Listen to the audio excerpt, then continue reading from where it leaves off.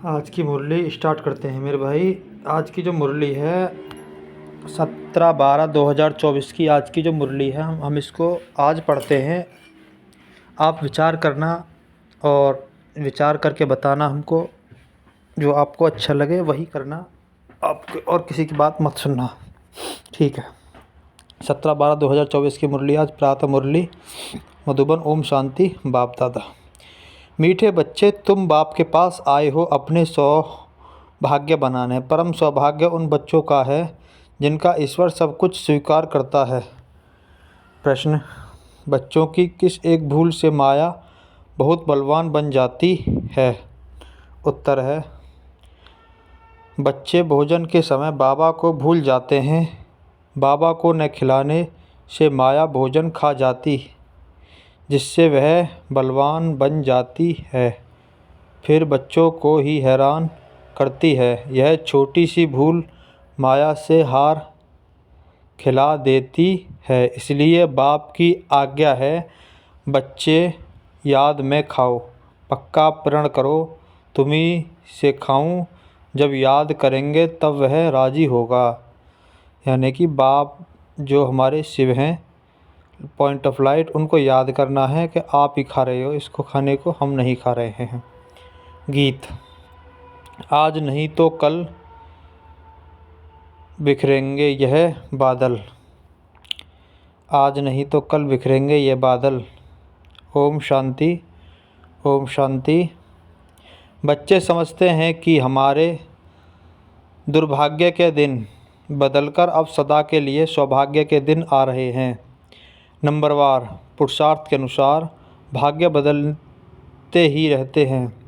School में भी भाग्य बदलते रहते हैं ना, अर्थात ऊंच होते जाते हैं।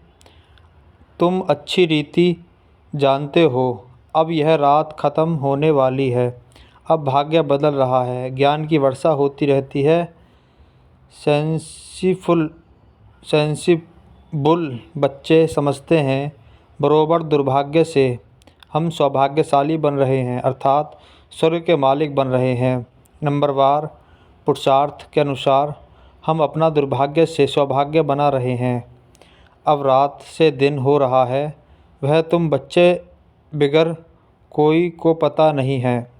बाबा गुप्त है तो उनकी बातें भी गुप्त हैं।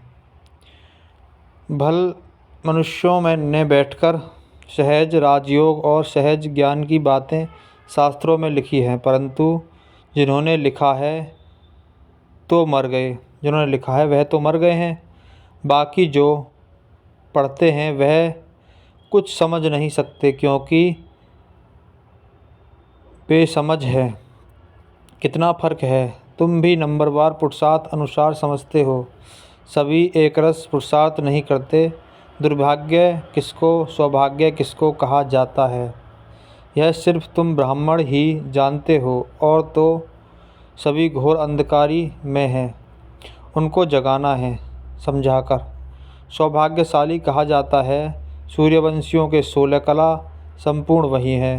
हम बाप से स्वर्ग के लिए सौभाग्य बन रहे हैं। स्वर्ग के लिए सौभाग्य बन रहे हैं।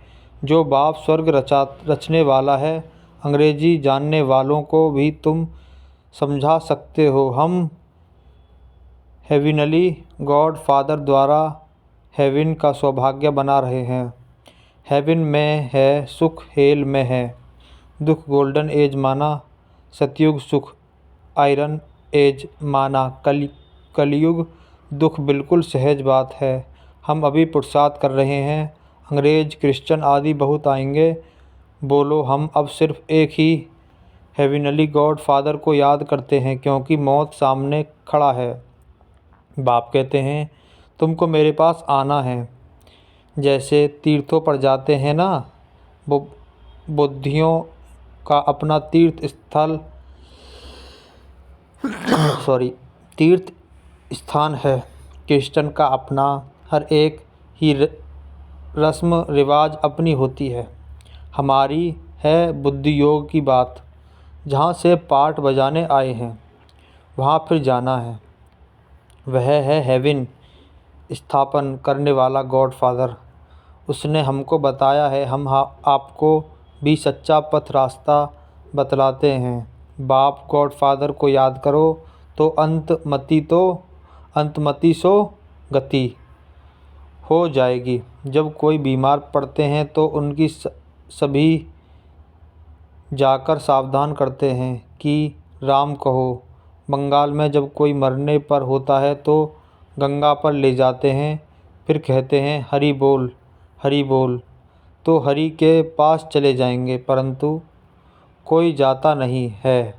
सतयुग में तो कहेंगे नहीं कि राम राम कहो या हरि बोल कहो। द्वापर से फिर यह भक्ति मार्ग शुरू होता है। ऐसे नहीं, सतयुग में कोई भगवान या गुरु को याद किया जाता है। कहाँ तो सिर्फ अपनी आत्मा को याद किया जाता है।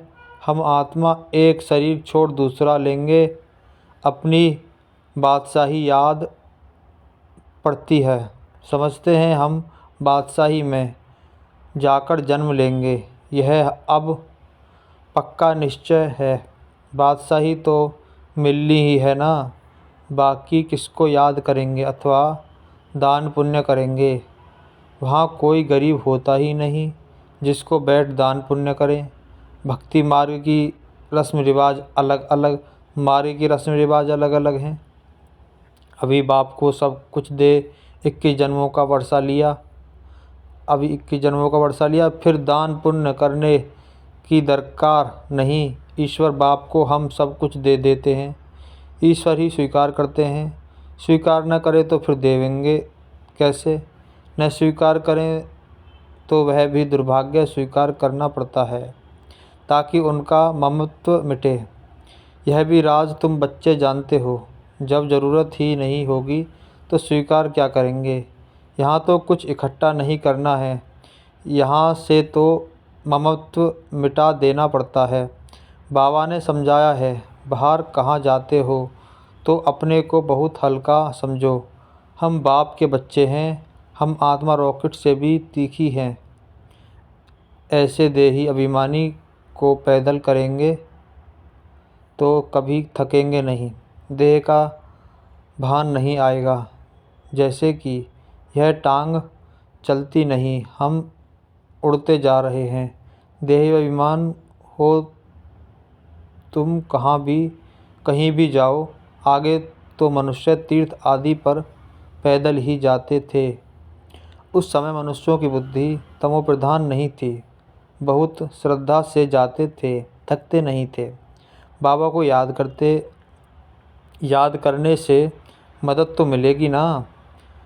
भल वह पत्थर की मूर्ति है, परंतु बाबा उस समय अल्पकाल के लिए मनोकामना पूरी कर देते हैं। कुछ समय के लिए मनोकामना पूरी कर देते हैं।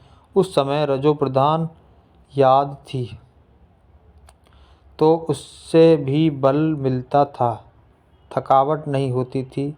अभी तो बड़े आदमी झट थक जाते हैं। गरीब लोग बहुत तीर्थों पर जाते हैं, साहूकार लोग बड़े भभके से घोड़े आदि पर जाएंगे। वह गरीब तो पैदल चले जाएंगे। भावना का भाड़ा जितना गरीबों को मिलता है, ठीक है, भावना का भाड़ा जितना गरीबों को मिलता है उतना साहूकारों को नहीं मिलता। इस समय भी तुम जानते हो बाबा गरीब निवाज है, फिर मूझते क्यों हो, भूल क्यों जाते हो। बाबा कहते हैं तुमको कोई तकलीफ़ नहीं करनी है, सिर्फ एक साजन को याद करना है। तुम सभी सजनियाँ हो तो साजन को याद करना पड़े। उस साजन को भोग लगाने के बिना खाने में लज्जा नहीं आती। वह साजन भी है, बाप भी है। कहते हैं मुझे तुम नहीं खिलाएंगे, तुमको तो हमें खिलाना चाहिए ना। देखो बाबा युक्तियाँ बतलाते हैं। तुम बाप अथवा साजन मानते हो ना, जो खिलाता है पहले तो उनको खिलाना चाहिए। बाबा कहते हैं भोग लगाकर हमको याद में खाओ, इससे बड़ी मेहनत है। बाबा बार बार समझाते हैं बाबा को याद ज़रूर करना है, याद करना है बाबा को। बाबा खुद भी बार बार पुरुषार्थ करते रहते हैं बाबा भी। तुम कुमारियों के लिए तो बहुत सहज है, तुम सीढ़ी चढ़ी ही नहीं हो, कन्या ही तो साजन के साथ सगाई होती ही है, तो ऐसे साजन को याद कर भोजन खाना चाहिए। उनको हम याद करते हैं और वह हमारे पास आ जाते हैं। याद करेंगे तो भासना लेंगे याद करेंगे तो हम उनसे एक अच्छी भाषणा लेंगे। तो ऐसी बातें करनी चाहिए। बाबा के साथ तुम्हारी यह प्रैक्टिस होगी, रात को जागने से अभ्यास पड़ जाएगा तो फिर दिन में भी याद रहेगी। भोजन पर भी याद करना चाहिए। साजन के साथ तुम्हारी सगाई हुई है, तुम्ही से खाऊं यह पक्का प्रण करना है।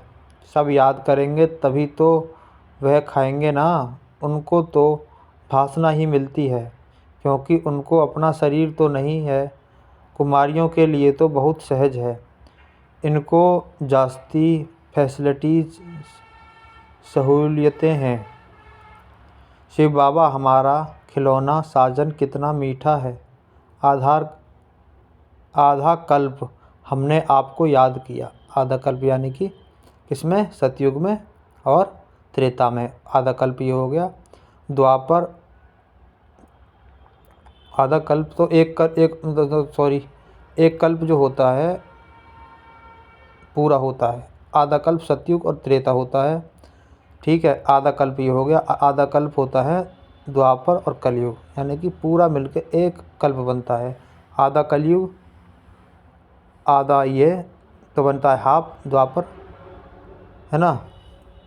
अभी आपको समझना है कि जो है सतयुग और त्रेता आधा कल्प होता है, द्वापर और कलयुग आधा कल्प होता है। पूरे चक्र को मिला के एक कल्प बनता है। इसके बीच में एक जो है संगम युग आता है, जिसमें बाबा आते हैं ज्ञान देने के लिए। वही अब ज्ञान हमको दे रहे हैं, इसको आपको प्यार से सुनना है और सीखना है। आधा कल्प हमने आपको याद किया, अभी आप आकर मिले हो। हम जो खाते हैं आप भी खाओ, ऐसे नहीं एक बार याद किया बस फिर तुम खुद खाते जाओ। उनको खिलाना भूल जाओ, उनको भूलने से उनको मिलेगा नहीं। चीज़ें तो बहुत खाते हो, खिचड़ी खाएंगे, आम खाएंगे, मिठाई खाएंगे, ऐसे थोड़ा ही शुरू में याद किया। खल्लास फिर और चीज़ें वह कैसे खाएंगे? साजन नहीं खाएंगे तो माया बीच में खा जाएगी, उनको खाने नहीं देगी। हम देखते हैं माया खा जाती है तो वह बलवान बन जाती है और तुमको हराती रहती है। बाबा युक्तियाँ सब बतलाते हैं, बाबा को याद करो तो बाप अथवा साजन बहुत राजी होगा। कहते हो बाबा तुम्ही से बैठूं, तुम्ही से खाऊं, अब आपको याद कर खाते हैं। ज्ञान से जानते हैं आप तो भासना ही लेंगे। यह तो लौन का शरीर है, याद करने से वह आते हैं। सारा मदार तुम्हारी याद पर है, इसको योग कहा जाता है। योग में मेहनत है, सन्यासी उदासी ऐसे कभी नहीं कहेंगे तुमको। अगर पुरुषार्थ करना है तो बाबा की श्रीमत को नोट करो, पूरा पुरुषार्थ करो। बाबा अपना अनुभव बतलाते हैं, कहते हैं जैसे कर्म मैं करता हूँ तुम भी करो, वही कर्म मैं तुमको सिखाता हूँ। बाबा को कर्म नहीं करना है, सतयुग में कर्म कूटते नहीं। बाबा बहुत सहज बातें बताते हैं, तुम्ही से बैठूं सुनूं तुम्ही से खाऊं। यह सुनकर ही यह तुम्हारा ही, क्या कह रहे हैं बाबा? तुम्ही से बैठूं सुनूं तुम्ही से खाऊं, यह तुम्हारा ही गायन है, ठीक है। साजन के रूप में व बाप के रूप में याद करो। साजन के रूप में करो याद या फिर बाप के रूप में याद करो, दो ऑप्शन है आपके पास। माया हुआ ना विचार, सागर मंथन कर ज्ञान की पॉइंट्स निकालते हैं। इस प्रैक्टिस से विकर्म भी विनाश होंगे। तंदुरुस्त भी बनेंगे। जो पुरुषार्थ करेंगे उनको फ़ायदा होगा, जो नहीं करेंगे उनको नुकसान होगा। सारी दुनिया तो स्वर्ग का मालिक नहीं बनती है, यह भी हिसाब किताब है। बाबा बहुत अच्छी रीति समझाते हैं। गीत तो सुनना बरोबर, हम यात्रा पर चल रहे हैं। यात्रा पर भोजन आदि तो खाना ही पड़ता है। सजनी साजन के साथ, बच्चा बाप के साथ खाएंगे। यहाँ भी ऐसे है। तुम्हारी साजन के साथ जितनी लगन होगी उतनी खुशी का पारा चढ़ेगा। निश्चय बुद्धि विजय जयंती होती जाएगी। योग माना दौड़ी, यह बुद्धि योग की दौड़ी है। हम स्टूडेंट हैं, टीचर हमको दौड़ाना सिखला रहे हैं। बाप कहते हैं ऐसे नहीं समझो कि दिन में सिर्फ कर्म ही करना है। कछुए मिसल कर्म कर फिर याद में बैठ जाओ। भ्रमरी सारा दिन भू भू करती है। भ्रमरी सारा दिन भू भू करती है। एक भ्रमरी होती है, वो भू भू करती रहती है, फिर कोई उड़ जाती है। जो गोल चक्कर सा उसे भ्रमरी कहते हैं। समझ में नहीं आया तो जैसे गोला होता है ना, इधर से हवा उधर से हवा, ये गोला सा उठता है, उसे भ्रमरी बोला जाता है बेसिकली। भ्रमरी साधन भू भू करती रहती है, कोई को उड़ जाती है, कोई मर जाते हैं। वह तो एक दृष्टांत है। यहाँ तुम भू भू कर आप समान बनाते हो, उसमें कोई को तो बहुत लव रहता है, कोई सड़ जाते हैं, कोई अधूरे रह जाते हैं, भागंती हो जाते हैं, फिर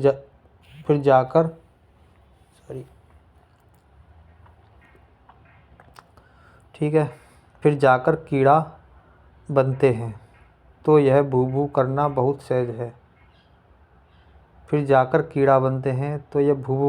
सहज है। मनुष्य से देवता किए करत ना लगी वार। अभी हम योग लगा रहे हैं, देवता बनने का पुरुषार्थ कर रहे हैं, यही ज्ञान गीता में था। यह मनुष्य से देवता बनाकर गए थे। सतयुग में तो सब देवताएं थे, जरूर उन्हीं को संगम युग पर ही आकर देवता बनाया होगा। वहाँ तो देवता बनने का योग नहीं सिखलाएंगे। सतयुग आदि में देवी देवता धर्म था और कलयुग अंत में है आसुरी धर्म। यह बात सिर्फ गीता में ही लिखी हुई है। मनुष्य को देवता बनने में देरी नहीं लगती है, क्योंकि एम ऑब्जेक्ट बता देते हैं। वहाँ सारी दुनिया में एक धर्म होगा। दुनिया तो सारी होगी ना, ऐसी नहीं। चीन यूरोप नहीं होंगे परंतु वहाँ मनुष्य नहीं होंगे, सिर्फ देवता धर्म वाले होंगे, और धर्म वाले होते नहीं, अभी हैं। कलयुग हम भगवान द्वारा मनुष्य से देवता बन रहे हैं। बाप कहते हैं तुम 21 जन्म सदा सुखी बनेंगे। 21 जन्म के लिए हम सदा सुखी बनेंगे। इसमें तकलीफ़ की कोई बात नहीं है। भक्ति मार्ग में भगवान के पास जाने के लिए कितनी मेहनत की है, देखो कितनी मेहनत की है हमने। कहते हैं पार निर्वाण गया, ऐसे कभी नहीं कहेंगे कि भगवान के पास गया, कहेंगे स्वर्ग गया। कहते हैं ना कि निर्माण हो गया उनका, या फिर जो ऐसे चले गए मरने के बाद, ऐसे कोई नहीं कहेंगे स्वर्ग जाने तो स्वर्ग नहीं बनेगा। कहते हैं ना स्वर्ग चला गया, एक के जाने से तो स्वर्ग नहीं बनेगा, सबको जाना है। गीता में लिखा हुआ है भगवान कालों का काल है, मच्छर सदृश सभी को वापस ले जाते हैं। बुद्धि भी कहती है चक्र रिपीट होना है, तो पहले जरूर सतयुगी देवी देवता धर्म रिपीट होगा, फिर बाद में और धर्म रिपीट होंगे। बाबा कितना सहज बतलाते हैं। मन मनाव भव बस 5000 वर्ष पहले भी गीता के भगवान ने कहा था, लाडले बच्चे अगर श्री कृष्ण कहेंगे तो दूसरे धर्म वाले कोई सुन न सके, भगवान कहेंगे तो सभी को लगेगा गॉड फादर हेवन स्थापन करते हैं। जिसमें फिर हम जाकर चक्रवर्ती राजा बनेंगे। इसमें कोई खर्चे आदि की बात नहीं है, सिर्फ सृष्टि के आदि मध्य अंत को जानना है। तुम बच्चों को विचार सागर मंथन करना है। कर्म करते दिन रात ऐसे पुरुषार्थ करते रहो। विचार सागर मंथन नहीं करेंगे या बात को याद नहीं करेंगे, सिर्फ कर्म करते रहेंगे तो रात को भी वही ख्यालात चलते रहेंगे। मकान बनाने वाले को मकान का ही ख्याल चलेगा। भले विचार सागर मंथन करने की रेस्पॉन्सिबिलिटी इन पर है, परंतु कहते हैं कलश लक्ष्मी को दिया तो तुम लक्ष्मी बनते हो ना। अच्छा, मीठे मीठे सिकलदे बच्चों प्रति माता पिता बाप दादा का याद प्यार गुड मॉर्निंग। रूहानी बाप को रूहानी बच्चों को नमस्ते नमस्ते नमस्ते। दोबारा से बोलेंगे। मीठे सिकलदे बच्चों प्रति माता पिता बाप दादा को याद प्यार और गुड मॉर्निंग। रूहानी बाप की रूहानी बच्चों को नमस्ते नमस्ते नमस्ते। धारणा के लिए मुख्य सार क्या है आज का? देखो, पहला पॉइंट है श्रीमत को नोट कर पुरुषार्थ करना है। श्रीमत को नोट कर पुरुषार्थ करना है। बाप ने जो कर्म करके सिखाया है वही करने हैं। विचार सागर मंथन कर ज्ञान की पॉइंट्स निकालनी है। ठीक है। दूसरा पॉइंट लिखना है, अपने आप से प्रण करना है कि हम बाप की याद में ही भोजन खाएंगे। तुम्ही से बैठूं तुम्ही से खाऊं, ये वायदा पक्का निभाना है। आज का जो वरदान है, वरदान में लिख लीजिए पॉइंट। कर्म और संबंध दोनों में स्वार्थ भाव से मुक्त रहने वाले बाप समान कर्मातीत भव। आप बच्चों की सेवा है सबको मुक्त बनाने की, तो औरों को मुक्त बताते स्वयं को बंधन में बांध नहीं देना। जब हद के मेरे से मुक्त होंगे तब अव्यक्त स्थिति का अनुभव कर सकेंगे। जो बच्चे लौकिक और अलौकिक कर्म और संबंध दोनों में स्वार्थ भाव से मुक्त हैं वही बाप समान कर्मातीत स्थिति का अनुभव कर सकते हैं। तो चेक करो कहाँ तक कर्मों के बंधन से न्यारे बने हैं।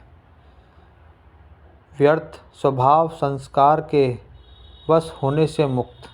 व्यर्थ के जो स्वभाव हैं उनके संस्कारों से मुक्त होना है। जो बेफिजूल के संस्कार बना रखे हैं तुमने उल्टे सीधे, उन संस्कारों से मुक्त रहो और बाप को याद करके जो भी कर्म कर रहे हो बाप को सौंप दो। संस्कारों को बाप को सौंप दो कि ये समय की स्थिति को देखते हुए हम ये काम कर रहे हैं। आज का स्लोगन है, जो सरल चित्त और सहज स्वभाव वाले हैं वही सहज योगी भोलानाथ के प्रिय हैं। आगे बात समझ में देखो, जो सरल चित्त और सहज स्वभाव वाले हैं वही सहज योगी भोलानाथ के प्रिय हैं। भोलानाथ बोला जाता है शिव जी को, पॉइंट ऑफ लाइट को भोलानाथ। तो आज का ये जो पॉइंट है इसको याद करना है। ओम शांति सब लोगों को, मेरे भाइयों मेरे बहनों को। ओम शांति ओम शांति ओम शांति।